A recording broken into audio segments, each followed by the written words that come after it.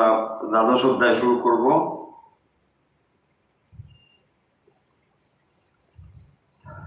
বসুদেব সুতং দেবং কংসচাণূরমর্দনম দেবকী পরমানন্দম কৃষ্ণং বন্দে জগদ্গুরুম। শ্রীমদ্ ভগবদ গীতার দ্বাদশ অধ্যায় ভক্তিযোগ। এই ভক্তিযোগ আমরা ধারাবাহিকভাবে আলোচনা করছিলাম।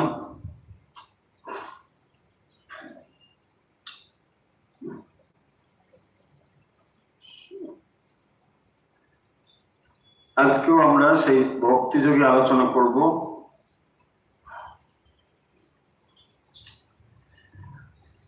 আসুন আমরা শুরু করি ভক্তিযোগ। ভক্তিযোগের এই অধ্যায়টি খুবই ছোট, কিন্তু এর শ্লোকগুলি, বিশেষ করে এই অধ্যায়ের শেষের দিকে যে শ্লোকগুলো খুবই গুরুত্বপূর্ণ এবং এই শ্লোকগুলো অনেকে মুখস্থ করে রাখেন, এত ভালো এই শ্লোকগুলো। তো দ্বাদশ অধ্যায়ের অনুধ্যান আমরা শুরু করছি। যে জায়গা থেকে আমরা অনুধ্যানের আগের দিন শেষ করেছি, যে তারপর থেকেই শুরু করব।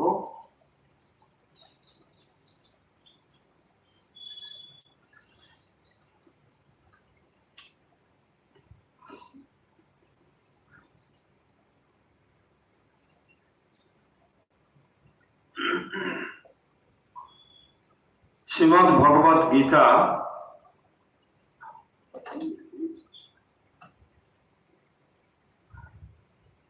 যারা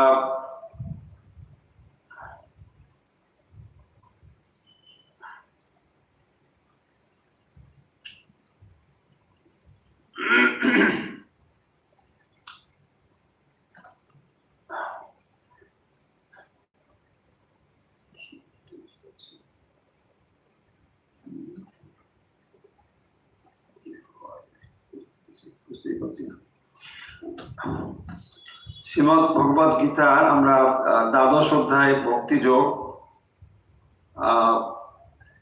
এই ভক্তিযোগে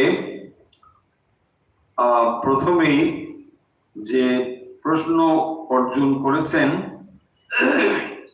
সেই প্রশ্ন হলো যে ভগবানকে তিনি কিভাবে উপাসনা করবেন।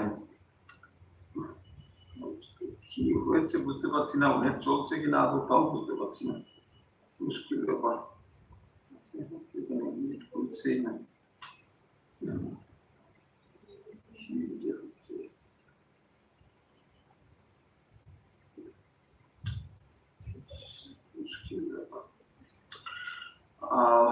ভক্তিযোগ অর্জুন শুরু করেছিলেন যে প্রশ্ন দিয়ে, যে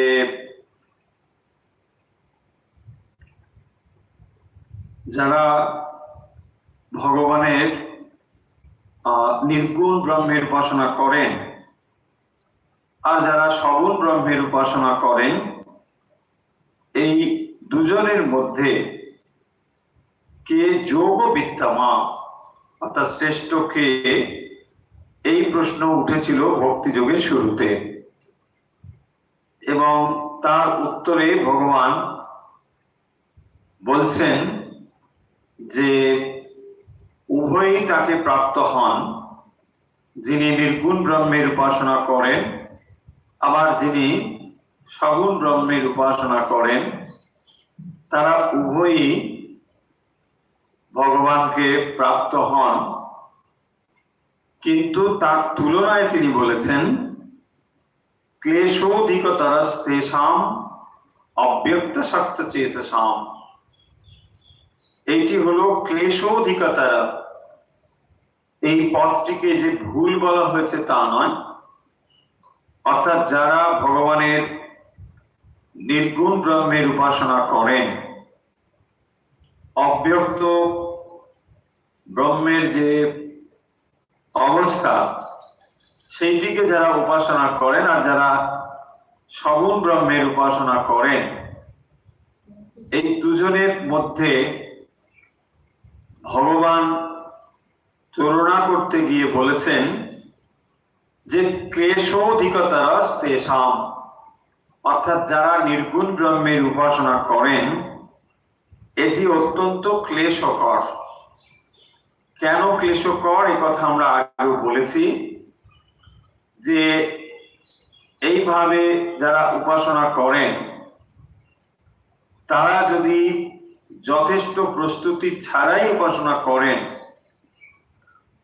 তাহলে তাদের প্রতিটি পদে ক্লেশোধিক, অত্যন্ত অধিক ক্লেশের সম্ভাবনা রয়েছে।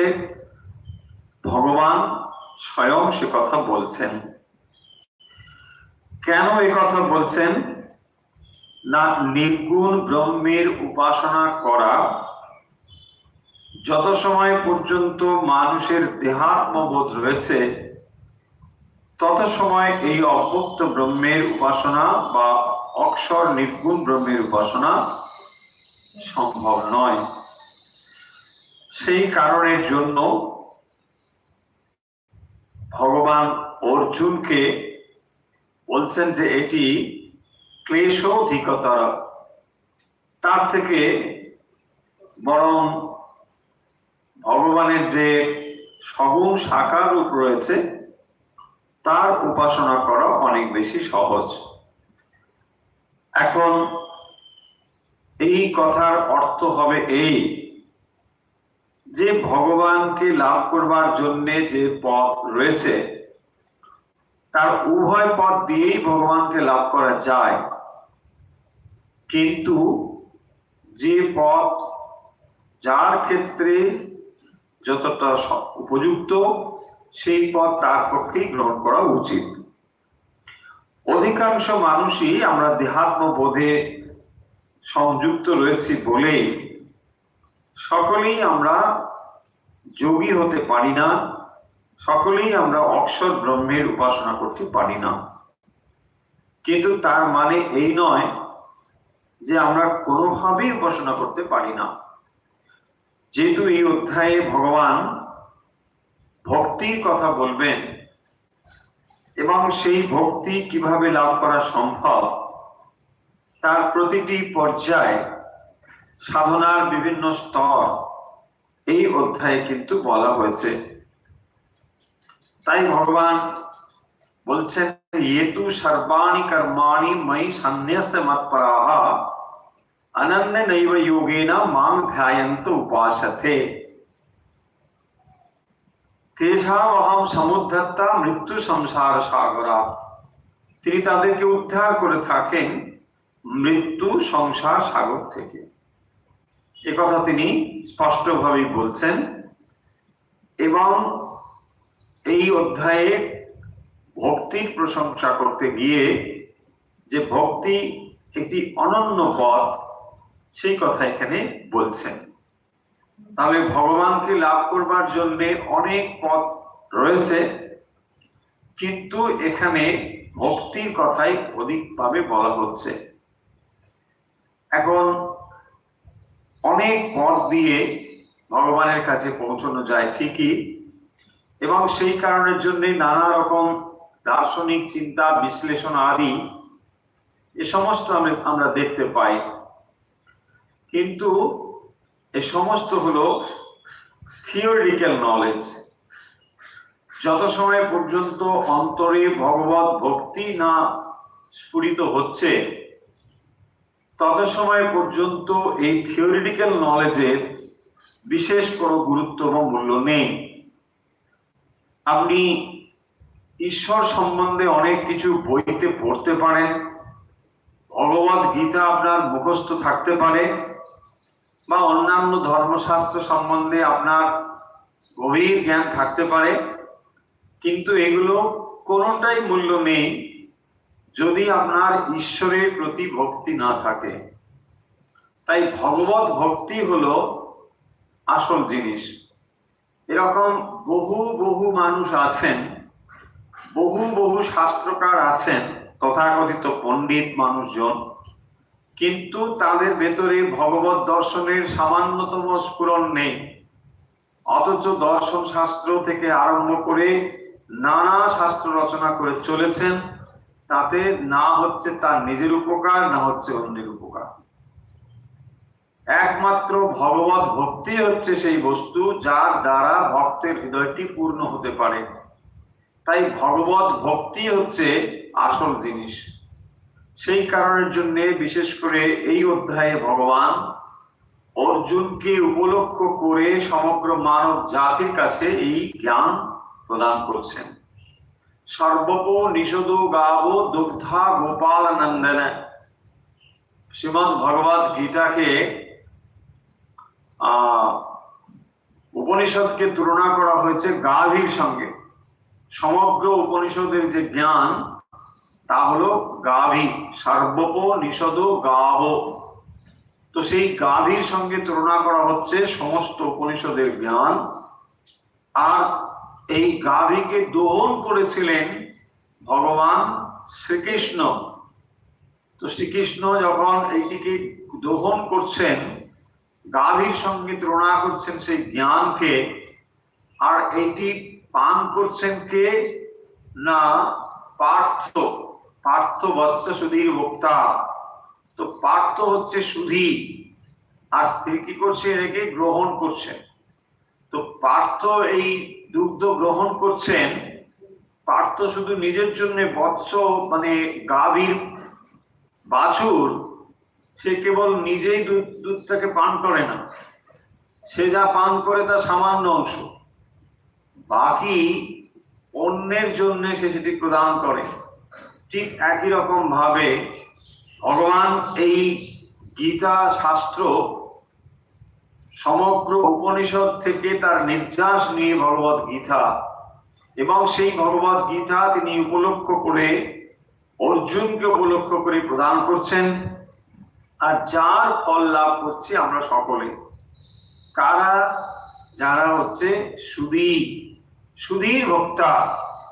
সুধী মানে যার ধীর স্থির হয়েছে। তো যার বুদ্ধি পরিপক্ক হয়েছে সেই কেবলমাত্র এই শাস্ত্রটি গ্রহণ করতে পারবে। আবার অন্য দিক থেকে বলা যায় যে অন্য কোনো শাস্ত্র পড়বার যদি সময় আপনার না থাকে, কেবলমাত্র শ্রীমদ ভগবত গীতা আপনি মন দিয়ে পড়েন, তাহলে আপনার বুদ্ধি পরিপক্ক হবে। তাহলে আপনি সত্যি সত্যি বুদ্ধিমান বলে বিবেচিত হবে যদি ভগবত গীতা এই শাস্ত্রটি আপনি অধ্যয়ন করেন। অনেক কিছু হয়তো জীবনে আপনি পড়েছেন, অনেক শাস্ত্র রচনা করেছেন, অনেক অর্থ উপার্জন করেছেন, অনেক নাম যশ খ্যাতি, কিন্তু এগুলোর কোনোটি কোনো মূল্য হবে না যদি না ভগবত ভক্তি হয়। সেই জন্যে দেখুন, অর্জুন তার নিজের জায়গায় অত্যন্ত প্রতিষ্ঠিত একজন মানুষ, তার নাম যশ খ্যাতির অভাব নেই, কিন্তু তবুও এত নাম যশ খ্যাতি থাকা সত্ত্বেও তার ভেতরে যেহেতু একটি ডিপ্রেশন এসেছিল, এবং সেই কারণের জন্যই শ্রীমদ ভগবত গীতা ভগবান বলছেন, তাই তার ভেতরে ভক্তির বীজ কিভাবে রোপণ করা যায় ভগবান সেই কথা এই অধ্যায়ে বলছেন।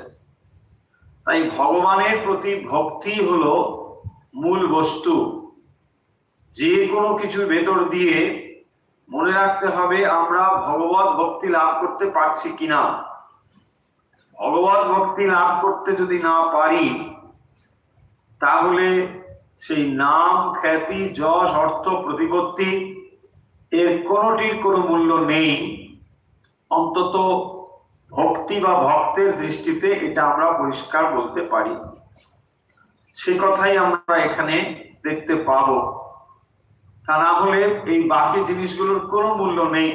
পরিষ্কার করে এই জিনিসগুলো আমাদের মাথায় রাখতে হবে যে যদি আপনি ভগবত ভক্ত হতে পারেন, তাহলে এগুলোর মূল্য ক্রমশ বাড়বে। ভক্ত ছাড়া যদি এগুলো আমরা অর্জন করতে কেবল ছুটে যাই, তাহলে এগুলোর কোনোই মূল্য নেই। আপনি যতই অর্থবান, যতই খ্যাতিবান হন না কেন, এগুলোর কোনো মূল্য হবে না। কেবলমাত্র হয়তো কাগজে একটা ছবি ছাপা হবে, বা আপনার কোথাও একটা স্ট্যাচু ছাপবে, কেউ স্ট্যাচু বানাবে, কেউ মৃত্যুর পরে গলায় মালা দেবে, বা এই পর্যন্তই হবে। তাতে আপনার কি হবে? কিছুই হবে না। ভক্তি হচ্ছে মূল বস্তু, যা ভগবানের প্রতি, সেইটি অর্জন কি করে করা যায়, সেটি হচ্ছে একমাত্র জীবনের লক্ষ্য। এইটি এই অধ্যায়ে কিন্তু মানে সুন্দর করে ব্যাখ্যা করা হয়েছে বা বলা হয়েছে, এবং অত্যন্ত স্টেপ বাই স্টেপ, প্রতিটি স্তর ধরে ধরে। আপনি যদি এই স্তরটা না পারেন, ঠিক আছে, তার জন্য আর একটা স্তর বলা হবে। সেটা যদি আপনি না পারেন, আচ্ছা আর একটা, এরকম করে করে ভগবান এখানে অন্তত 5টি স্তরের কথা বলেছেন। মানে 5 রকম ভাবে আপনার ভক্তি লাভের পথ এখানে বলে দিয়েছে। কিভাবে আপনি সেই 5টি স্তরে ভক্তি সাধনা করবেন সে কথা বলেছেন। তাহলে আমরা এই পর্যন্ত, অর্থাৎ মোটামুটি 7 নম্বর শ্লোক পর্যন্ত বুঝতে পারলাম যে এখানে ভগবান যেটি বলছেন, যে আমাতে যে মন প্রাণ সমর্পণ করে মৎপরাহা, এইভাবে যিনি উপাসনা করেন, তেষাম অহম সমুদ্ধর্তা, আমি তাকে এই সংসার, মৃত্যু সংসার সাগর থেকে উদ্ধার করে থাকি। ভগবান এই কথা বলেছেন। তার মানে যে ভক্তি লাভের জন্য কর্ম করে থাকে মৎপরায়ণ হয়ে, আমি তাকে কি করি না, মৃত্যু সংসার সাগর থেকে উদ্ধার করে থাকি। ভবামি ন চিরাত পার্থ ময়্যা বেশিত চেতসাম, চিত্ত ভগবানে সমর্পণ করে যিনি কর্ম করেন।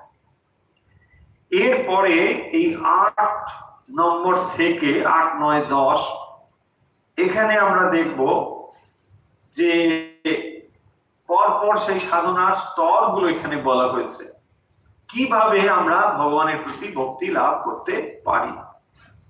আমরা সাধারণ মানুষ, কিন্তু কিভাবে ভগবানের ভক্তি লাভ করব সেই স্তরগুলো এখানে বলা হয়েছে। দেখুন, আমরা ভগবত গীতাকে অনেক সময় মানে এভাবে অনেক সময় ভাবি, অনেকে ভাবেন অন্তত, যে এটি কেবলমাত্র একটি ধর্মশাস্ত্র বা এরকম কিছু। কিন্তু এর ভেতরে যে কথাগুলো রয়েছে, আপনারা যদি একটু মন দিয়ে শোনেন বা পড়েন, তাহলে বুঝবেন যে ভারতবর্ষের মাটিতে কত কত বছর পূর্বেও অসাম্প্রদায়িক ভাবটা ছিল।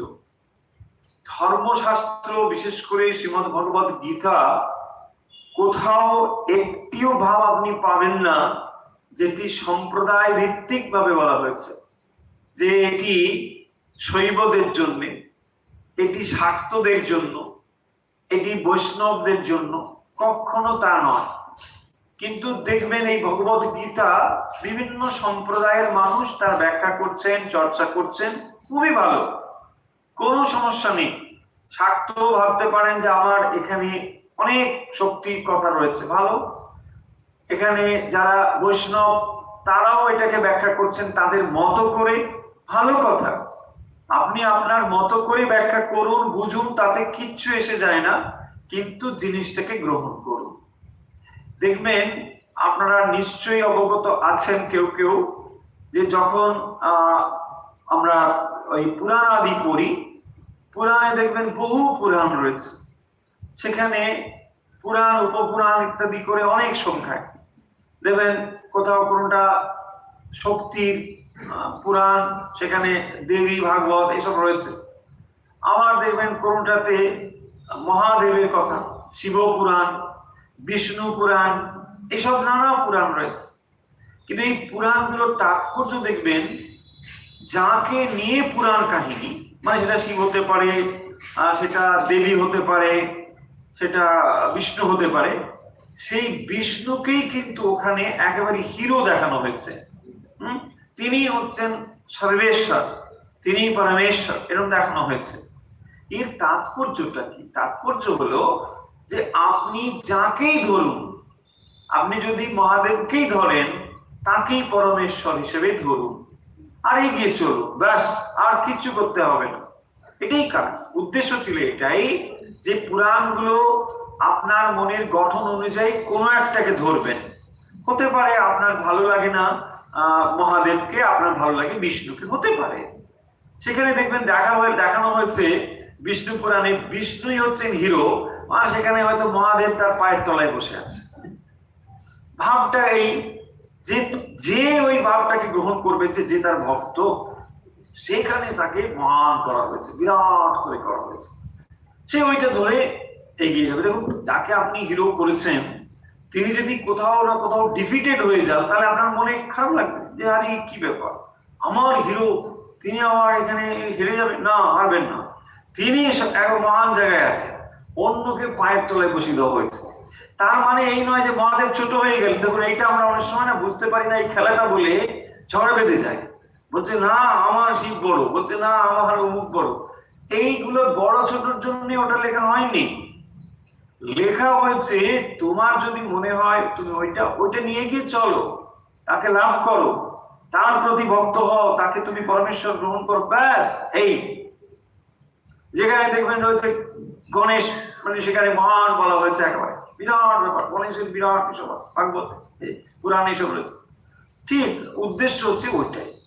এটা না করে আমরা না বুঝে দেবেন এইসব, মানে দ্বন্দ্ব শুরু হয়ে গেল। তাহলে এই বড় হচ্ছে ওই ভাগবতে এইটাকে ছোট করা হয়েছে, দেখো তোমার এখানে মহাদেব তো বসে আছে, এই তো খুবই ভালো কথা না। এইগুলো কিন্তু তাৎপর্য নয়। তার মানে যে কথা বলছিলাম, যে আপনার যা যা ভালো লাগে সেই ভাবটিকে গ্রহণ করে আপনি অগ্রসর হন এবং সত্যটাকে লাভ করুন।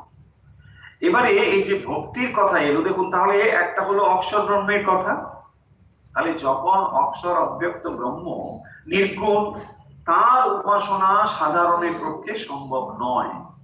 তাহলে এইবারে এলো যে আমরা সাকারের উপাসনা করব, সাকার সগুণ।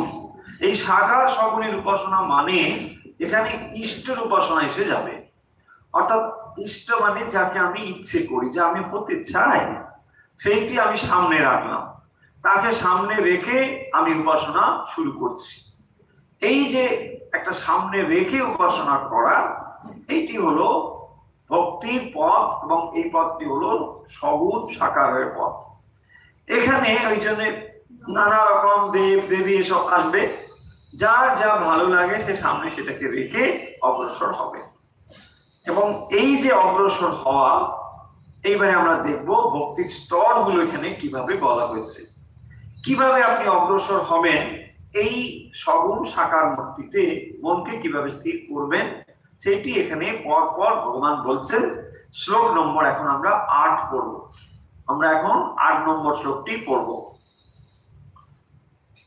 ময়্যেবা মন আধাৎস্ব ময়ি বুদ্ধিম নিবেশয় নিবাসিষ্যসি ময়্যেবা अत ऊर्ध्वं न संशय। मयि एव मन आधत्स्व मयि बुद्धिं निवेशयः निवसिष्यसि मयि एव अत ऊर्ध्वं न संशयः। देखो তাহলে অর্থটা আমরা আগে বুঝি। শ্লোক নম্বর 8, তুমি তাহলে কি করবে? মই এব মানে আমাতেই, মন আধাৎস, তাহলে তুমি কি করবে? আমাতে মনটাকে স্থির করো, স্থাপন করো, আমাতে মন স্থির করো। এখানে আমাতে মানে ভগবান শ্রীকৃষ্ণ তার যে রূপ, তিনি যে মানব শরীর ধারণ করে এসেছেন, শ্রীকৃষ্ণ রূপ, এই রূপের কথা বলছেন। তার মানে যখন আপনি নির্গুণ নিরাকারের উপাসনা করার কথা ভাবছেন, সেটা যখন ক্লেশোধিকতর, তো তখন বাদ দিন। এবারে আপনি সগুণ সাকারের উপাসনা করবেন। সগুণ সাকার উপাসনা করতে গেলে তখন ভগবান বলছেন আমাতে মন স্থির কর। তার মানে তুমি চোখের সামনে আমাকেই দেখতে পাচ্ছ, তার মানে তুমি রূপ যুক্ত কাউকে দেখতে পাচ্ছ। তাহলে ভগবানের যে রূপ, এই রূপে মনকে স্থির করো। সেই জন্য দেখবেন ময়ি এবং মনোয়াধৎস, এবং সেই জন্য দেখবেন পুরাণ আদিতে ভগবানের যে রূপ বর্ণনা করা হয়েছে অপূর্ব ভাবে, বিশেষ করে যখন আপনি পুরাণ মহাপুরাণ শ্রীমদ ভাগবত পড়বেন, সেখানে শ্রীকৃষ্ণের দেখবেন অত্যন্ত সুন্দর রূপ বর্ণনা করে, এইরকম তার শিখিপুচ্ছ, এই সব নানা রকম রূপ, এই তার পোশাক, এই যে এত কিছু, তাতে কি হচ্ছে আপনার মন ওখানে স্থির হয়ে যাবে। এত অপূর্ব রূপ বর্ণনা, সেই রূপে মন আপনার স্থির হয়ে যাবে, ভগবানের অপূর্ব রূপ। সেই জন্যই বলছেন ময়ি এবং মনোয়াধৎস, তুমি মনটাকে আমাতে স্থাপন করো। নানা দিকে মন তোমার বিক্ষিপ্ত হচ্ছে, অধিক অধিক ছুটছে, বিষয়ে মন রয়েছে, সেই মনটাকে তুমি আমাতে স্থাপন করো। ময়ি এবং মনোয়াধৎস, আমাতে মন স্থির করে দাও, তাহলে দেখবে সব ঠিক হয়ে যাবে। মন আমাতে স্থাপন করে কর্ম করো, তাহলে হবে। ঠিক তারপরেই দেখুন ময়ি বুদ্ধি নিবেশায়, আমাতে বুদ্ধিকে স্থাপন করো। তাহলে দুটোকে এখানে আলাদা করা হয়েছে, মন আর বুদ্ধি। তাহলে মন মানে সদা চঞ্চল যে অবস্থাটি, এটি হচ্ছে মন। সবসময় মনটা আমাদের এদিক ওদিক ওদিক ওদিক নানা দিকে যাচ্ছে। তো এই যে নানা দিকে যাচ্ছে, তাতে আমাতে মনটাকে স্থির করো, এটা একটা পদ্ধতি। ভগবানে মনকে স্থির করো। তাহলে যে মন সদা পরিবর্তনশীল, সদা গমনশীল, সেই মনকে যদি ভগবানে যুক্ত করে দাও, তাহলে এর যে দৌড়নো, এই দৌড়টা থেমে যাবে। ভগবানে স্থির করলে দেখবেন মন স্থির হয়ে যাবে। শ্রীরামকৃষ্ণ দেখবেন মানে গিরিশ বাবুকে বলছেন যে আমি কি করব, নেশা ছাড়তে পারছি না ইত্যাদি। বলছেন ঠিক আছে, ভগবানকে নিবেদন করে দাও। তো ভগবানকে নিবেদন করে যদি কেউ প্রসাদ রূপে গ্রহণ করে, তাহলেও তার মন ভগবানে স্থির হয়ে যাবে। তা কি করে এটা হবে? এটা এইভাবেই হবে, ময়ি এবং মনোয়াধৎস, ভগবানে যদি মনকে নিবিষ্ট করো, তাহলে বিষয়গুলো আমরা আমরা আমরা যে বিষয়ে মন এত চঞ্চল হয়ে যায়, এর কারণ হলো আমরা বিষয়গুলোকে মনের ভেতরে প্রবল ভাবে দেখতে পাচ্ছি। সেই কারণের জন্য মন বিষয়ের দিকে ধাবিত হচ্ছে, তার তত্ত্বটাকে আমরা করতে পারছি না। দেখবেন আসলে এই জগতে যা রয়েছে তা কেবল দুটো জিনিস, বেদান্ত, ভগবদ গীতা, বিভিন্ন শাস্ত্রে সেই দুটো জিনিসকেই নানা ভাবে নানা শব্দে উপস্থাপন করেছেন। যদি বোর্ডের লেখাগুলো আপনারা দেখতে পান, তাহলে বুঝতে পারবেন আমরা একসঙ্গে বিষয়গুলোকে দেওয়ার চেষ্টা করেছি। যে যাকে আমরা বেদান্তের দৃষ্টিতে চৈতন্য বলছি, তার এগেনস্টে রয়েছে জড়, দুটো জিনিস। তাহলে একটাকে আমরা বলছি চৈতন্য, আর চৈতন্য ছাড়া যা কিছু তাকে আমরা বলছি ম্যাটার বা জড়। তাহলে একটাকে আমরা কনসিয়াসনেস, আর একটাকে বলি ম্যাটার, এই দুটো। আবার আপনি দেখুন, এটাকেই আমরা অন্য ভাষাতে অন্যভাবে বলছি পুরুষ আর প্রকৃতি। একটাকে বলছি পুরুষ, একটাকে বলছি প্রকৃতি, সেই একই জিনিসকেই আমরা বোঝাচ্ছি। এখন এই পুরুষ আর প্রকৃতি তার মানে কি না, যখনই আমরা প্রকৃতির দিকে মনকে স্থাপন করছি, স্থির করছি, তখন সেটি নানা দিকে ছোটা শুরু করেছে। এখন ওই মনকে যদি পুরুষে স্থাপন করেন, তাহলে মনের যে ছোটা এটি থেমে যাবে। সেই জন্য মনকে স্থাপন করতে হবে পুরুষে, প্রকৃতিতে নয়। কারণ প্রকৃতির মধ্যে রয়েছে নানা বৈচিত্র্য, আর সেই বৈচিত্র্যে যখনই মন আমরা স্থাপন করছি, তখন সেটা একটা বস্তু থেকে আরেকটা বস্তু ছুটছে। আবার সেই বস্তুকে আমরা বলছি ব্রহ্ম মায়া। তাহলে যখনই আমরা বলছি ব্রহ্ম, সেই ব্রহ্মের এগেইনস্টে আমরা বলছি মায়া, দুটো জিনিস। তাহলে এক হলো ব্রহ্ম, আর ব্রহ্ম অতিরিক্ত যা রয়েছে তাকে বলছি আমরা মায়া। এই মায়াকে আমরা বলছি অজ্ঞান। নানা ভাষা কেবল এক একটা শাস্ত্রে এক রকম ভাবে বলা হয়েছে, কিন্তু একই জিনিসকেই মিন করা হচ্ছে। তাহলে যদি আপনি মায়াতে মন স্থির করেন সেটা ছুটতে থাকবে, যদি ব্রহ্মে মন স্থির করেন না সেটা থেমে যাবে। এই হচ্ছে ব্যাপার। তারপরে দেখুন বলা হচ্ছে আত্মা অনাত্মা, একই ব্যাপার। আত্মা মানে হচ্ছে যার ভিতরে কোনো পরিবর্তন নেই, আর যেটি হচ্ছে অনাত্মা, যার মধ্যে পরিবর্তন রয়েছে।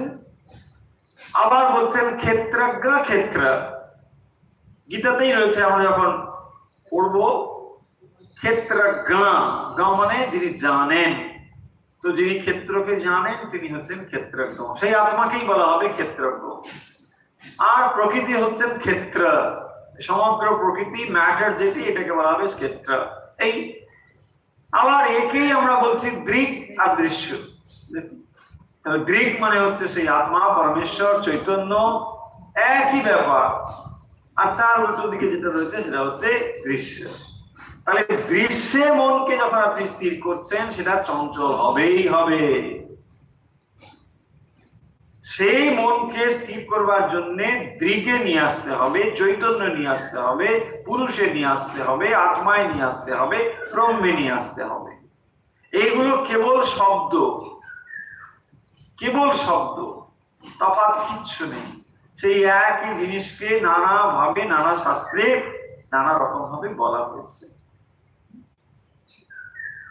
তাই প্রথম স্টেপটি হলো যে আমাতে মন নিবিষ্ট করো। এটা হলো প্রথম ভক্ত হওয়ার যে স্টেপ গুলো ভগবান বলছেন, এইটি হলো তার প্রথম ধাপ। কি করতে হবে না, মন আমাকে দিয়ে দাও, ব্যাস আমাতেই মনটা দিয়ে দাও, তাহলে হয়ে গেল। দেখুন এই মন সম্বন্ধে আমরা বহুবার বলেছি যে মন হচ্ছে এমন একটি ইন্দ্রিয় যার দ্বারা আপনি দুদিকে যেতে পারেন, দুদিকে যেতে পারেন। বাকি ইন্দ্রিয়গুলো দেখবেন হয় কোনটা বহির্মুখী, অন্তর্মুখী বলে আর কিছু নেই। তো অন্তরিন্দ্রিয় আর বহিরিন্দ্রিয় এই দু জায়গায় যাওয়ার জন্য আমার একমাত্র রয়েছে মন। তাহলে মনের কাজ কিন্তু ভারী সাংঘাতিক। মনের দ্বারা আপনি যেমন বাইরের জগতে যেতে পারেন, আবার ভেতরে ঢুকে পড়তে পারেন। আমরা যদি ইচ্ছে হয় যে আমি বাইরে আর কিছু দেখবো না, মনকে বুঝিয়ে তালা লাগিয়ে দিন, ভেতরে ঢুকে পড়ুন, বাস আরামসে থাকুন, আপনি মনে নিয়ে থাকুন। হ্যাঁ, যেও না কারো ঘরে, তাই না? আপনাতে আপনি থাকুন মন, ব্যাস। বলছে আমি আর কারো ঘরে যাবো, আর নিজের ঘরে থাকো, থাকো, এটা করতে পারেন। আবার যদি মনে করেন যে না এই মনকে নিয়ে আমি অন্য কোথাও যেতেও চাই, তাও পারেন। তাহলে মন আপনার এমন একটি ইন্দ্রিয়, এত সুন্দর একটি কাজ করে যেটার দ্বারা আপনি উভয় দিকে যেতে পারেন, স্থূলে যেতে পারেন, সূক্ষ্মে যেতে পারেন। গ্রস, আপনি বলেন আমি গ্রস জিনিস, ইয়েস মাইন্ড, চলো, তাহলে গ্রস যেতে পারেন, সার্কেলেও আসতে পারেন, আপনি ভেতরের দিকেও যেতে পারেন, সে দূরেও নিয়ে যেতে পারে, কাছেও নিয়ে যেতে পারে। এমন একটি ভেহিকল হচ্ছে মাইন্ড। সেই মাইন্ডটিকে যদি আপনি ঈশ্বরে সমর্পণ করে দেন, বলছেন তাহলে তুমি ভক্ত হওয়ার একদম প্রথম রাস্তা ঠিকঠাক মতো হয়। মন ভগবানের দিয়ে দাও। মন তোর, বলছে এখন মন তোর, ব্যাস মনটা এখন ভগবানের পায়ে দিয়ে দিন, হয়ে গেল। আর কিছু করতে হবে না। দেখুন এখানে এই এক একটা যে স্টেপ বলেছেন, স্বয়ং সম্পূর্ণ স্টেপ, কিন্তু এমন নয় যে তার সঙ্গে অন্য কিছু দিতে হবে কমপ্লিমেন্টারি, ওরকম না। মনটা দিয়ে দাও, আর কিছু বলো না যে এটা দিয়ে দাও সেটা দিয়ে দাও, ওরকম না, মনটা দিয়ে দাও। কেন? দেখবেন আপনি যেখানে বাস করেন, মন যেখানে বাস করে, আপনি সেখানে বাস করেন যেখানে আপনার মন বাস করে, নট দিস বডি। হতে পারে আপনার বডি এখানে আছে কিন্তু মন অন্যত্র। সেই জন্য যেখানে আপনার মন আছে আপনি বাস্তবিক সেখানেই আছেন। তাহলে দেখুন, যদি আপনি এই জড়জগতে রয়েছেন, মনটিকে ভগবানের সঙ্গে সংযুক্ত করে দেন, তাহলে আপনি ভগবানের কাছেই আছেন। বাস, হয়তো আপনি বাইরে কাজকর্ম করছেন, নানা কিছু করছেন, এটা ঠিকই, কিন্তু মন ভগবানের পায়ে রেখে যদি আপনি কাজ করেন, তাহলে এই প্রসেসটা স্টার্ট করে দিলেই ওটা ইটসেলফ রেজাল্ট প্রডিউস করবে। এর জন্য কিছু করতে হবে না, দেখুন, আর অন্য কিছু সাধনা করতে হবে না। শুধু আপনাকে যেটা করতে হবে, মাঝে মাঝে দেখতে হবে মন ভগবানের পায়ে আছে কিনা, ব্যাস, আর কিছু করতে হবে না। শ্রীরামকৃষ্ণ বলছেন মাঝে মাঝে চালটা তুলে দেখতে হবে ওটা ঠিকঠাক মতো ধান থেকে আলাদা হচ্ছে কিনা, ব্যাস, ওটুকুই। ওটুকু দেখলে হয়ে যাবে আপনার মন ভগবানে আছে কিনা। একবার করে আপনি কাজ করছেন, মনটাকে একবার, এই মন কোথায় আছো? ভগবানের পায়ে আছে, ঠিক আছে, চলো ওইখানে পায়ে পায়ে থাকো, এখানে আছো। এইটি যদি আপনি ঠিক ঠিক মতো অভ্যাস করতে পারেন, দেখবেন বাস, আর কিচ্ছু করতে হবে না, কিচ্ছু আর সাধনার দরকার নেই। তাই ভগবান বলছেন ময়্যেব মনো আধাৎস, মনটাকে ওখানে দিয়ে দিন। মনটাকে, শ্রীরামকৃষ্ণ কি বলছেন? মন নিয়েই কথা, এই মনেই বদ্ধ, মনেতেই মুক্ত। দেখুন, সমস্ত কিছু মন নিয়ে। তাই প্রথমেই ভগবান বলছেন ময়্যেব মনো আধাৎস, বাস, মনটাতে আমাকে দিয়ে দাও, মন আমাতে দাও, আর কিছু করতে হবে না। আমাতে মনটা যদি দিয়ে দাও, এবারে বাকি যা কিছু করবার আমি সব করব। কারণ মন যদি ভগবানে আপনি দিতে পারেন, তাহলে ভগবানেরই বাকি দায়িত্ব, আপনাকে তার দিকে নিয়ে যাওয়ার দায়িত্ব হচ্ছে তার। মনটাকে কেবল ভগবানে দিয়ে দিন, বাকি সব তিনি করে দেবেন। সেই জন্য বলছেন ময়্যেব মনো আধাৎস, ময়ি মানে আমাতে, ভগবানে, ভগবানে মনকে স্থাপন করুন। দেখুন, ভক্তির মাধুর্য এখানে বলা হচ্ছে। যদি নির্গুণ ব্রহ্মের উপাসক আপনি হন, আপনার কাছে আপনি গভীরভাবে কি চিন্তা করতে পারেন? হিউম্যান মাইন্ড যা চিন্তা করতে পারে তার নাম রূপ, এবং তাছাড়া যদি আপনি নির্গুণ কিছু ভাবেন, তাতে মন স্থির করে রাখাটা অত সোজা নয়। সেই জন্যে ভগবানের নানা রকম রূপ লীলা এসব রয়েছে। আপনি প্রথম সেই লীলাতে মন সংযুক্ত করুন, তাহলেই আপনার মন ভগবানে আসবে। ধীরে ধীরে যদি মনকে আপনি এভাবে তৈরি করেন, তখনই দেখবেন আপনার মন ভগবানে থাকবে। পরের স্টেপ আমরা এগিয়ে যাই, ময়ি বুদ্ধিং নিবেশয়া, বুদ্ধিম, এবারে মনের পরে কি আছে আপনার? বুদ্ধি। দেখুন, দুটো জিনিস আপনার কাছে খুব গভীর ভাবে রয়েছে, অন্তঃকরণ। আমরা কি বলি? মন, বুদ্ধি, চিত্ত, অহংকার। তাহলে মন আর বুদ্ধি, মন এবং বুদ্ধি। বুদ্ধি অন্তঃকরণ কিরকম না, বুদ্ধি হলো মনের থেকে একটু উচ্চ অবস্থা। মনে নানা রকম চিন্তা চলতে থাকে, এটা করব, এটা করব না, এটা খাবো, এটা খাবো না, যা কিছু। এই অবস্থা থেকে উচ্চ অবস্থা হলো বুদ্ধির অবস্থা। সেখানে আমরা একটা স্থির সিদ্ধান্ত নিতে পারি। তার মানে মনে যখন আপনি রয়েছেন, মনের স্তরে, সেখানে একটা সংকল্প বিকল্প ভাব রয়েছে, এটা করতে পারি, ওটা করব, এটা করব। দেখুন, তাহলে মন আপনাকে সব সময় অপশন নিয়ে হাজির করছে। দেখো, এটা না করে তো ভালো হতো, ওটা করলে তো ভালো হতো, ওইটা কেন করলে হতো, এই করেছিল।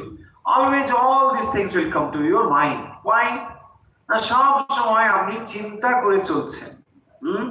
বাসে যাবো না, বাসে গেলে তো ভালো না, ট্রেনে গেলে ভালো, ট্রেনে যাবো না, এতে যাবো, এই সব সময় চলছে আপনার। অলওয়েজ ওয়াই না, মনের কাজটাই।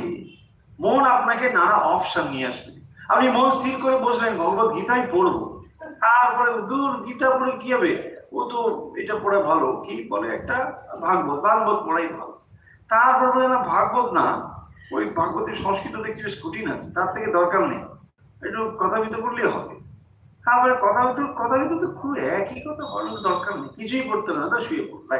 দেখুন এই করতে করতে আপনার বলছে না একটু কেউ হাই উঠছে না, এটা শুয়ে পড়ি, ভালো লাগছে না, শাস্ত্র এত মানে অ্যাকচুয়ালি আপনার মাইন্ড অলওয়েজ আপনার কাছে নানা রকম অপশন নিয়ে আসে, আর এই অপশন নিয়ে আসার ফলে আপনি টোটালি কনফিউজ হয়ে যাচ্ছে, এই কাণ্ড হচ্ছে।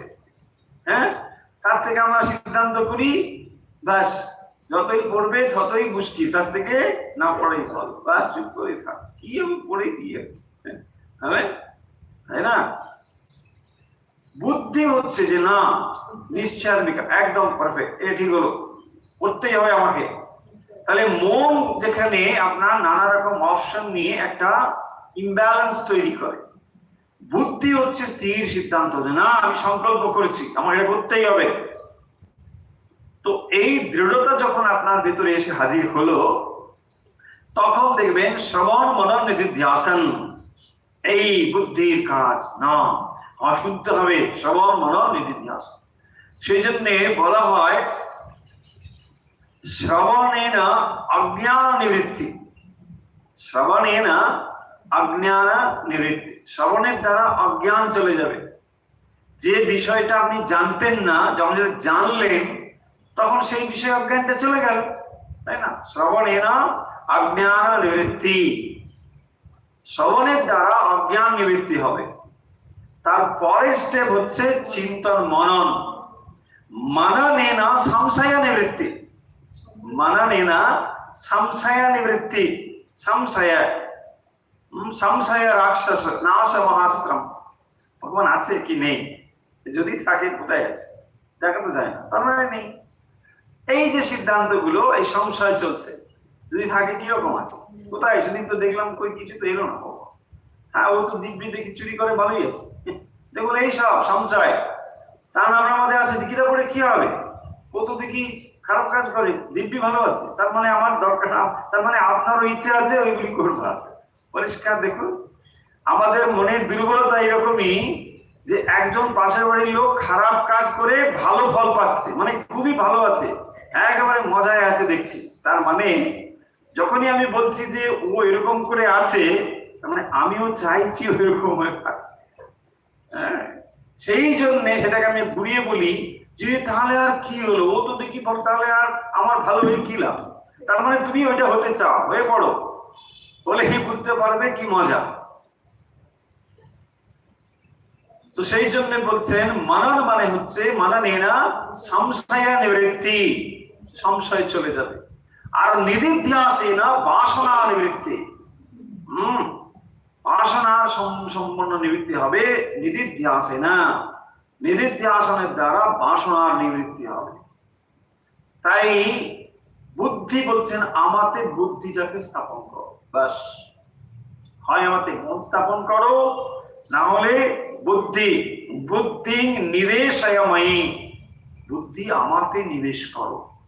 তার মানে আমি ভগবানের জন্য করছি, সব বুদ্ধি ভগবানে নিবেশ করো। সমগ্র যদি ভগবানের উপর নিবেশ করতে পারো, তাহলে তুমি ধীরে ধীরে ভগবানের ভক্ত হয়ে উঠতে পারবে, আর কিছু করতে হবে না। তাহলে দেখুন, হয় মনকে আমাদের নিবেদন করে দাও, আর না হলে বুদ্ধিকে তুমি আমাদের সমর্পণ করো, হয় মন অথবা বুদ্ধিকে আমাকে সমর্পণ করে দাও, তাহলেই তোমার হয়ে গেল। তাহলে দুটো স্টেপ আমরা পেয়ে গেলাম।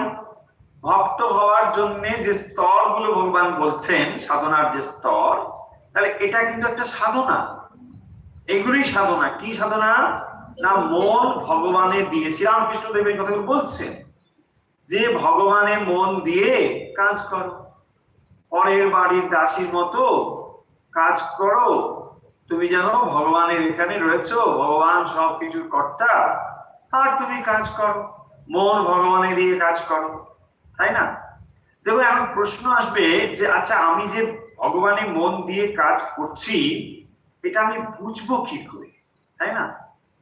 ভগবানের মন দিয়ে আমরা সকলেই ধরবে আমি ভগবানের করছি, জানেন, ভগবান ছাড়া আর কিছু, হ্যাঁ, ভগবান ছাড়া আর কি আছে, এটা আমরা প্রায় মুখস্থের মতো বলি, তাই না? ভগবান ছাড়া আর কি, সবই তো আমি ভগবানের জন্যই করছি। আচ্ছা, যদি সবাই আমরা ভগবানের জন্যই করছি বলে বলি, তাহলে কে কষ্ট পায়, তাই না? সবাই ভক্ত, প্রায় মোটামুটি ভক্ত। ফেসবুক খুললে এখন প্রায় আমরা দেখি মানে জ্ঞানী কি ব্রহ্মজ্ঞানী মানে ভর্তি, মানে মানে গীতা টিতা কি বলছে উঠছে পড়ছে এমন, মানে চারদিকে সব এত জ্ঞান। মানে ব্যাপার হচ্ছে যে এত যদি জ্ঞান হয় তাহলে অজ্ঞান কে? কে শুনবে ভগবদ গীতা, কে শুনবে শাস্ত্র? মাঝে মাঝে কিন্তু আমার মনে হয় যে মানে এত জ্ঞান মানে উঠছে পড়ার মতন অবস্থা।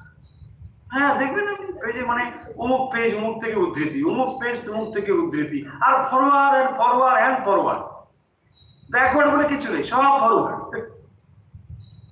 এত যদি ফরওয়ার্ড হয়ে এত যদি সব জ্ঞান যাচ্ছে, তাহলে অজ্ঞান যাচ্ছে না।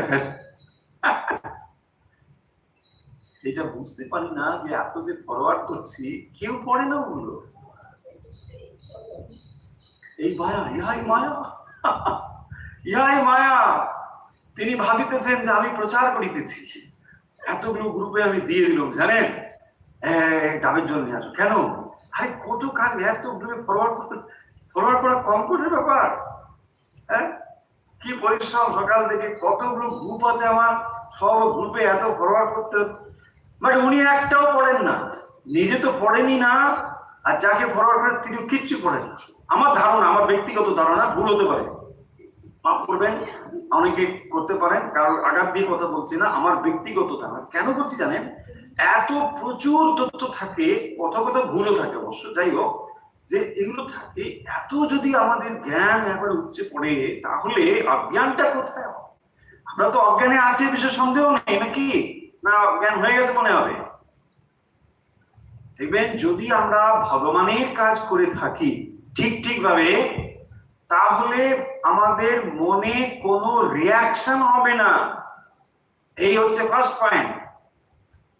কোনো কাজ করবার পরে যদি ওই কাজের ফলে আমার মেন্টাল রিয়াকশন হয়, তাহলে সেটা আমি ভগবানের জন্য করতে পারছি না, হয়নি। আমি প্র্যাকটিস করছি, হতে পারে আমি চেষ্টা করছি, হতে পারে, কিন্তু এটা বলা উচিত হবে না যে আমি 16 আনা করতে পেরেছি। নো, হয়নি। রিয়াকশন কেন হবে? দেখুন, কথা বলতে সিম্পল হইতে শ্রীরামকৃষ্ণ বলছেন যে ভগবানের কাজ যদি করো, তাহলে কি হবে? দায়িত্ব কার? মালিকের। আমি যদি ভগবানের জন্য করি, তাহলে দায়িত্ব কার? ভগবানের, আমার দায়িত্ব নয়। তাহলে কর্মের যদি রিয়াকশন আমাকে স্পর্শ করে, that may be good or bad, what ever, তাহলে বুঝতে হবে কোথাও একটা অহংের সঙ্গে সংযুক্ত হয়ে যাচ্ছে। এইটা হচ্ছে মাপকাঠি, মাইলস্টোন, বুঝতে হবে। মুখে আমরা অনেক কিছু বলতে পারি, ভগবানের ছাড়া আর কিছু নেই, কি করবো, সবই ভগবানের পায়ে দিয়ে দিয়েছি ঠিকই, কিন্তু পুরো হয়, তাই না? খানিকটা দিয়েছি, খানিক টেনে রেখেছি, হ্যাঁ, যতটা দিলে সমস্যা হবে না ততটা দিয়েছি, বাকিটা কিন্তু বেশ ভালো করে সযত্নে লালন করে রেখেছি। ওখানে যদি টান পড়ে যায়, ভগবান এ কি করলি, সর্বনাশ, একই কথা প্রমাণ, তোমাকে বললাম এখন এসব করবে না, তাই না? দেখুন, আমার আমিত্বটা এতটা গভীরে যে আমি সেগুলোকে মানে খুব সংযত ভাবে এবং সুন্দরভাবে লালন করে রাখি। এখানে ভগবান তুমি কিন্তু হাত দেবে না, তাই না?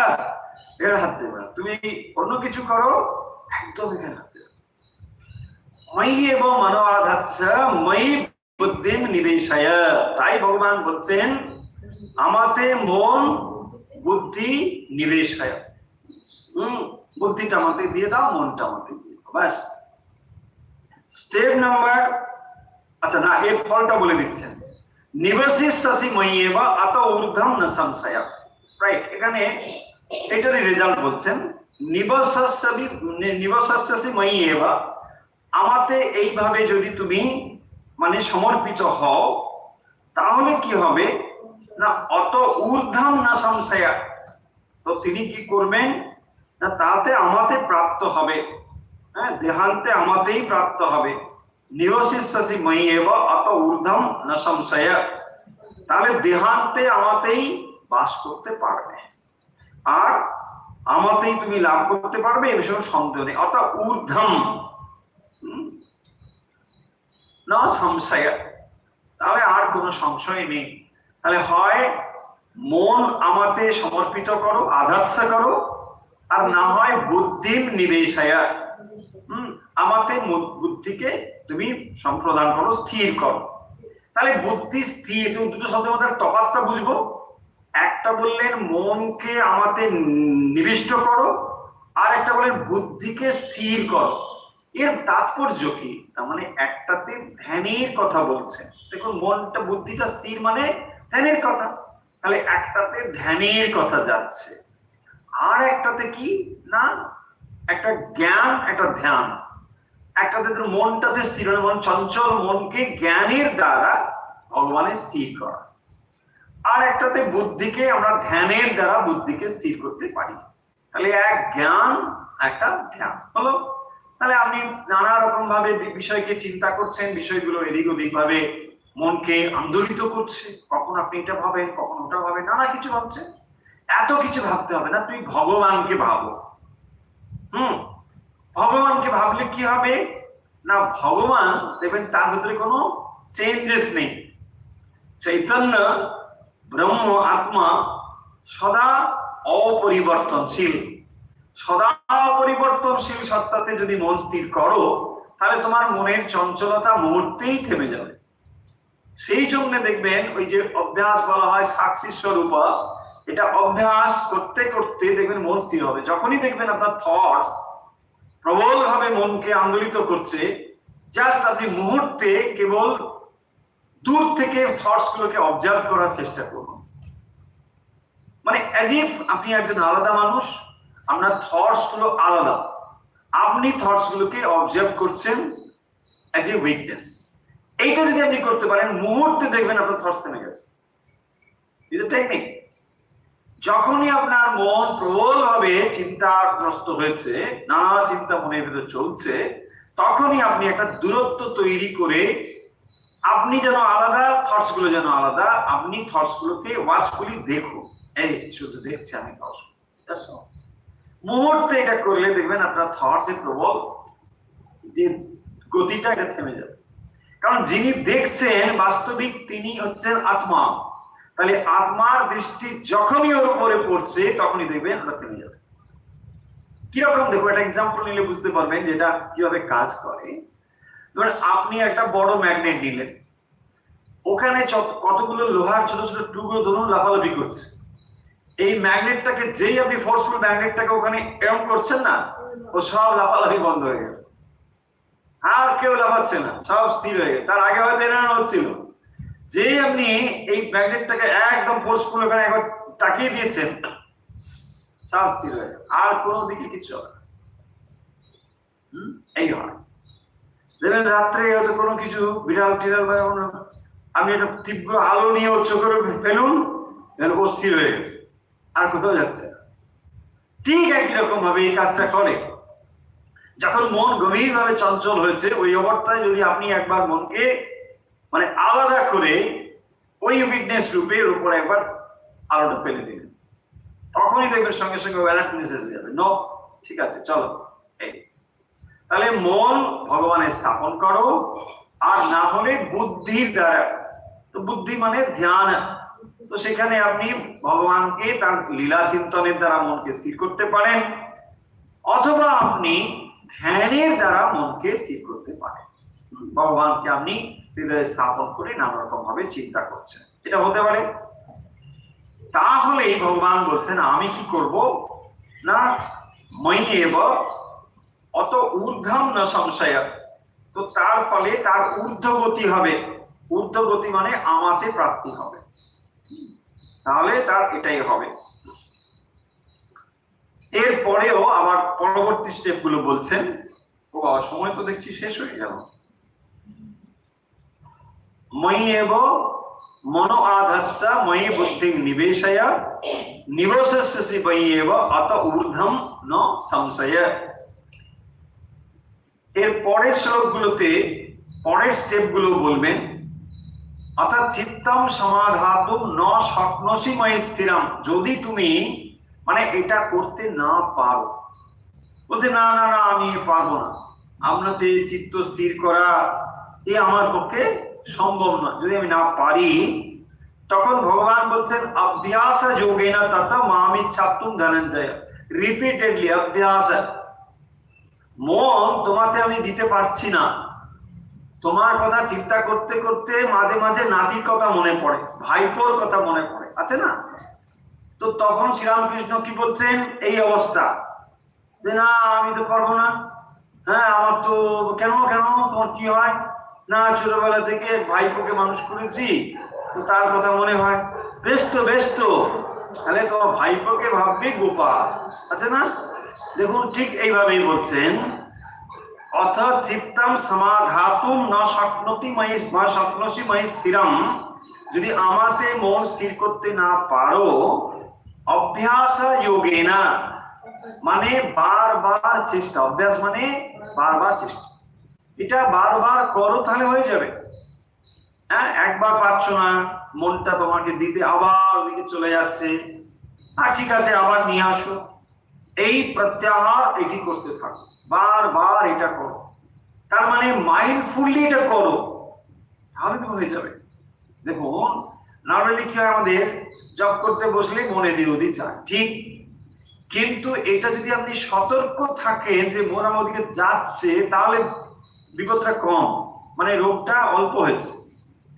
আর যদি বেশি রোগ প্রবল হয়ে যায়, মানে বুঝতেই পারবেন মূঢ়, ক্ষিপ্ত, বিক্ষিপ্ত, হ্যাঁ এইসব অবস্থা মনের অবস্থা হয়।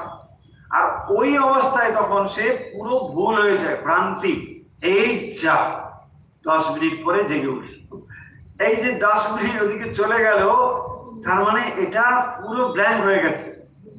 হ্যাঁ, তার থেকে যখন আপনি এটা বুঝতে পারছেন যে মন যাচ্ছে আবার আসছে, তার মানে ইউ আর অ্যালার্ট এনাফ, এটাই বেটার অনলি, এটা গুড।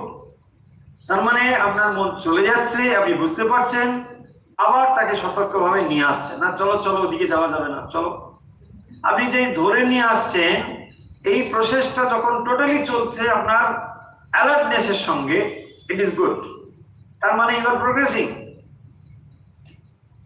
আপনি ধরে নিয়ে আসছেন, এখানে বসাচ্ছেন, দুটো স্টেপ আপনার নলেজে আছে, আমি মনটা ওদিকে চলে গিয়েছিল, আমি আবার নিয়ে এলাম, কিন্তু এমন অবস্থা হতে পারে অনেকে যে ওই চলে যে গেছে সেটা তার মানে এদিকে আসতে হবে যে খেয়াল নেই, অনেকক্ষণ ধরে ঘুরে বেড়াচ্ছে। হ্যাঁ, তারপরে যখন নিদ্রা ভাঙিল, সময়ও হইল, হ্যাঁ তখন মুশকিল, তাই না? বলছেন না আর ভালো লাগছে না, হ্যাঁ চলো কফি ঠান্ডা হয়ে গেল, তাই না? হ্যাঁ, অনেক মেডিটেশন, ভাব তুমি জানো মেডিটেশন কত কঠিন ব্যাপার, একবার করেছো কোনোদিন? হ্যাঁ, কিচ্ছু জানো না, বিশাল ব্যাপার, হাইটাই তুলেছে। তো দেখুন, তার মানে মাইন্ড যে যাচ্ছে, আপনি সতর্ক আছেন, তার মানে ইউ আর অ্যালার্ট, এই অ্যালার্টনেসটা অন্তত থাকুন। মাইন্ড যাক, আমি বলছি শুনুন, পয়েন্টটা কিন্তু ভেরি সাবটেল পয়েন্ট, মাইন্ড যাচ্ছে যাক, কোনো ক্ষতি নেই, বাট আপনি জানেন মাইন্ড যাচ্ছে, এইটাই হচ্ছে আপনার দরকার। আপনি জানেন, আপনি ভাবছেন মনকে আপনি নিয়ে গেলেন না ঠাকুরের, আমি ঠাকুরের ঘরে বসাচ্ছি, কিন্তু আমরা একটু পরে দেখছি কোথায় চলে গেছে, এই চলো আবার চলো, চলো আবার ওটা ভাবছে, চলো, এই যে আপনি বারবার নিয়ে আসছে, তার মানে ও যখন চলে যাচ্ছে, ডিলিং করছে, আপনিও তার সঙ্গে আছেন, এই জায়গাটা কিন্তু ভাইটাল। এইটি যদি আপনি সতর্কভাবে করতে পারেন কিছুদিন অভ্যাস, এবারে দেখবেন ও শান্ত হবেই হবে, হতে বাধ্য। কিন্তু যদি হাল ছেড়ে দেন, না ও রোজই দেখি টানা ছেড়ে, আর ভালো লাগছে না, যা যেখানে বুঝি যা, আমি একটু বিশ্রাম করি, হয়ে গেল। ও এবারে বুঝে গেল যে আমাকে কিন্তু বিশ্রামের জন্য ছেড়ে দিয়েছে, ব্যাস আমি ঘুরি। তারপরে আধা ঘন্টা 45 মিনিট পরে ও যখন এলো, তখন আপনার চমক ভাঙলো, ব্যাস চমক ভাঙলো, তো এবারে দেখো আচ্ছা, মেডিটেশন ডিউটি। এই কথাগুলো দেখবেন স্টেপ বাই স্টেপ আছে, ভারী সুন্দর এগুলো আছে। আমরা দুটো আজকে কেবল পড়তে পারলাম। ওই 8 নম্বর শ্লোকে এখানে অভ্যাসের কথা রয়েছে, এখানে ভগবত প্রীতির জন্য কর্মের কথা রয়েছে। তার মানে যে যদি আপনি এই স্টেপটা না পারেন, বলছে না ভগবান আমি এই অভ্যাসের প্রতি যেতে পারবো না, বেশ তাদেরও পথ আছে। ভগবান পর পর বলছেন যে এটা যদি না পারো তো এটা করো, এটা যদি না পারো তো এটা করো। এইরকম করে করে আপনাকে অন্তত 4-5টা স্টেপের কথা বলবেন, যে যাতে কোনোটাতে আপনাকে ফিট করতে হবে। এবং তারপরে আমরা সমাপ্ত করেছি, শেষ করছি এটা। তারপরে যে কথাগুলো বলবেন ভারী ইম্পর্টেন্ট। কি করে না ইম্পর্টেন্ট এই জন্য যে দেখুন, আপনি যদি ভগবানকে ভালোবাসতে চান, তাহলে ভগবান যেগুলো যেগুলো পছন্দ করেন আপনি সেটা করবেন কিনা, তাই না? দেখুন আমরা এগুলো নর্মালি করি না। ধরুন কি করে কেউ, মানে অফিসের বস যেটা পছন্দ করে, যদি অফিসকে বসকে মন জুগিয়ে চলতে হয়, মানে আমি বলছি না জুগিয়ে চলতে, কিন্তু দেখুন যদি হয় তাহলে কি করতে, আপনাকে ওর যা পছন্দ সেটা করতে হবে। সেটা করলে আপনি তার ভালো থাকবেন, যে না ও এইটা পছন্দ বা এই এক্স্যাক্টলি এটাই বলছেন যে ভগবান তার প্রিয় ভক্ত কেমন পছন্দ করেন তার একটা সুন্দর এখানে লিস্ট দেওয়া হয়েছে, যে এরাই হচ্ছে আমার প্রিয়। তার মানে তুমি যদি প্রিয় হতে চাও, ডু দিস বাস। এইটা যদি তুমি অভ্যাস না করতে পারো, যে আমি এরকম রোজ করতে পারবো না, এই পারবো না, সেই পারবো না, আমি একটা লিস্ট দিয়ে দিচ্ছি, এইটা তুমি ডেভেলপ করতে থাকো, তাহলে হবে। সেই জন্য দেখবেন এর পরে তিনি কতগুলো প্রিয় ভক্তের কোয়ালিটির কথা উল্লেখ করেছেন। সিরিয়াস, তাহলে যে কোনো ভাবে এইটা আমাকে করতে হবে। ধরুন মা এটা কিছুতেই পছন্দ করতেন না, তাহলে আমি যদি মাকে ভালোবাসি, মা কিছুতেই করবো না। এই জায়গাগুলো ধীরে ধীরে দেখবেন আপনার ভেতরে আসবে, না আমি এটা কিছুতেই করতে পারি না, মা এটা পছন্দ করেনি না, হ্যাঁ এখানে এটা আমি করবো না। ঠিক এরকম আপনি হয়তো আস্তে আস্তে সংকল্প করছেন, ফেল হতে পারেন, আবার করছেন, আবার চেষ্টা ব্যর্থ হতে পারে, কিন্তু ধীরে ধীরে আপনি ঠিক ওই জায়গায় পৌঁছবেন। সেই জন্যে দেখবেন যে ধ্যান আমরা যখন করি, মনকে ভগবানের নিবিষ্ট করি, এটা যেমন একরকম ধ্যান, আমরা কর্মের দ্বারাও ভগবানের ধ্যান করতে পারি, তাই না? মানে কর্মই হলো ভগবানের, দেহ দিয়ে ভগবানের ধ্যান, তাই না? দেহ দিয়ে ভগবানকে যখন আমরা ধ্যান করতে, সেটা হচ্ছে কর্ম, সেটাও এরকম ধ্যান। যারা কর্মযোগী তারা কি করছেন, কর্মের দ্বারা কর্মের ফলকে ভগবানের সমর্পণ করছেন। তাহলে দেখুন মন দিয়ে যেমন ধ্যান করা যায়, দেহ দিয়েও ধ্যান করা যায়, শরীর দিয়েও ধ্যান করা যায়। হ্যাঁ, ভগবানের জন্য কাজ করা, ভগবানের প্রিয় ভক্ত হতে গেলে যে যে কোয়ালিটিস গুলো, সেইগুলোকে ডেভেলপ করবার চেষ্টা করা, তার দ্বারাও আমরা তার প্রিয় হয়ে উঠতে পারি। এইভাবে এই অধ্যায়টিতে অত্যন্ত সুন্দরভাবে ভগবানের সাকার সগুণ রূপে কিভাবে আমরা উপাসনা করতে পারি সেই কথাগুলো বলা হয়েছে। দেখুন হাজার হাজার বছর আগের এই শিক্ষা, তার মানে এখন যে ইষ্ট উপাসনা রয়েছে, সেই ইষ্ট উপাসনার সঙ্গে এটাকে যুক্ত করে ভাবুন, তাহলে আপনি সহজে বুঝতে পারবেন যে ইষ্ট উপাসনাও ঠিক এই একই জিনিস। তাহলে আপনি যে ইষ্টের উপাসনা করে চলেছেন, সেটা জপ হোক, ধ্যান হোক, পুজো হোক, পাঠ হোক, যাই হোক, সবই দেখবেন এই রকম ফর্মে যদি তাকে নিয়ে আসতে পারেন, তাহলে আপনি ভগবানের প্রিয় ভক্ত হবেন। ভগবান তাহলে তার যা প্রিয় ভক্ত হওয়ার জন্য যা যা দরকার, সেগুলো তিনি এই অধ্যায়ে বলেছেন। আপনি সেগুলোকে যদি অভ্যাস করেন, তাহলে আপনি ভগবানের প্রিয় ভক্ত হবেন। তাই এই যোগ মানে অধ্যায়টিতে ভগবান অর্জুনকে উপলক্ষ করে আমাদের সবাইকে বলছেন কি করে ভগবানের আমরা ভক্ত হতে পারবো, এবং এই ভগবানের ভক্ত হওয়ার জন্যেই মানব জন্ম ধারণ করেছি, আর অন্য কোনো কারণ নেই। কারণ একমাত্র ভক্তি আপনার সঙ্গে যাবে, বাকি আর কিচ্ছু যাবে না। না অর্থ, না ধন, না সম্পত্তি, না সম্পর্ক, কিছুই যাবে না। একমাত্র যেটা যাবে সেটা হচ্ছে ভক্তি। তাহলে যা কর্ম আমরা করছি, সমস্ত কর্মের ভেতর দিয়ে একমাত্র ভক্তি লাভ হচ্ছে কিনা, আমরা ভগবানের দিকে অগ্রসর হচ্ছে কিনা, এটাই হচ্ছে সমগ্র প্রচেষ্টার মানে মানে মাইলস্টোন। এটাই আপনি বুঝতে পারবেন। আপনি সারাদিন অনেক কাজ করেন, অনেক চিন্তা করেন, অনেক কিছু করেন, এই সমস্ত কিছু রেজাল্ট দুরকম ভাবে হবে। একটা আপনি তার বস্তুগত ফল পাবেন, আর একটি ফল আপনার মনের ভেতরে আপনি পাবেন। আপনি ধরুন অনেক কাজ করলেন, তার একটা সরাসরি রেজাল্ট হবে, সেটা তো হবেই, কিন্তু আপনি কি পেলেন? আপনি পাবেন মনকে উন্নত করার পদ্ধতি। যদি আপনার মন ওই কর্মের ভেতর দিয়ে ভগবানের দিকে অগ্রসর হয়, সোজা কথায় ভক্তি যদি যুক্ত হয়, তাহলে ওই কাজ আপনাকে সাহায্য করলো, আর না হলে আপনাকে কেবল বিক্ষিপ্ত করলো। হ্যাঁ, আমরা ভাবি না কত কাজ করলাম সারাদিন, এটা ওটা সেটা, বাপরে বাপ, এই ফাইল সই, এই করা, মানে ভাবাই যায় না এক একটা লোক কত কাজ করে সারাদিন। মানুষ ব্যস্ত কিনা, প্রচুর কাজ, অফিস আদালত কত কাজ করে, কিন্তু সে কাজের ভেতর দিয়ে হচ্ছে কি?